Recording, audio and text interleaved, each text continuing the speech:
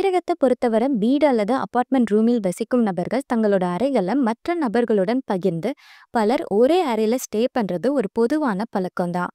இதுக்கு ரீசன் வருமானம் கம்மிங்கிறது தான். வெளிநாடுகளில் இருந்து அமீரகம் வரும் நபர்கள் இது மாதிரியான இடங்களை தங்கி தான் அவங்களோட வேலையை பார்த்துட்டு வராங்க.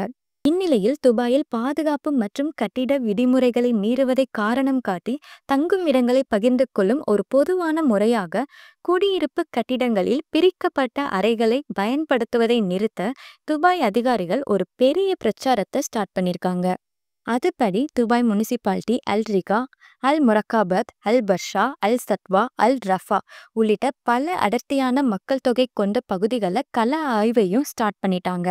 Dubai land department and general directorate of civil defence இவங்க 2 பேரும் சேர்ந்து தான் இது ஸ்டார்ட் பண்ணியிருக்காங்க. கட்டிட உரிமையாளர்களுக்கு ஏற்கனவே விதிமுறைகளை பின்பற்றுமாறு அறிவிச்சிருக்காங்க. மலிவு விலையில வீடு தேடும் குறைந்த வருமான குடியிருப்பாளர்களால் பிரிக்கப்பட்ட அறைகள் பெரும்பாலும் பயன்படுத்தப்படுகின்றன.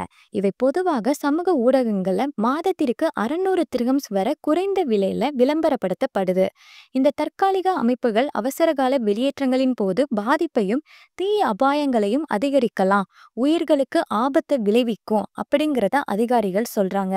அதோட குடியிருப்பு பிரிவுகளில் ஏற்படும் எந்த ஒரு கட்டமைப்பு மாற்றங்களுக்கும் அதிகாரப்பூர்வ ஒப்பந்தங்கள் தேவை அப்படிங்கிறதையும் அவங்க சொல்றாங்க. ஐக்கிய அரபு அமீரகத்தை பொறுத்தவரை சட்டவிரோத தங்குவதற்கு எதிரான நடவடிக்கைகள் இது புதுசு கிடையாது. இது ஏற்கனவே நடந்து இருக்கு.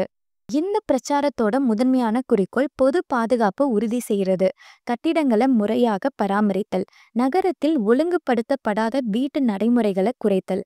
இதுதான். மேலும் இது போன்ற லேட்டஸ்ட் ஐக்கிய அரபு அமீரக செய்திகளுக்கு நம்ம கலீஜ் தமிழ் சேனலை சப்ஸ்கிரைப் பண்ணுங்க.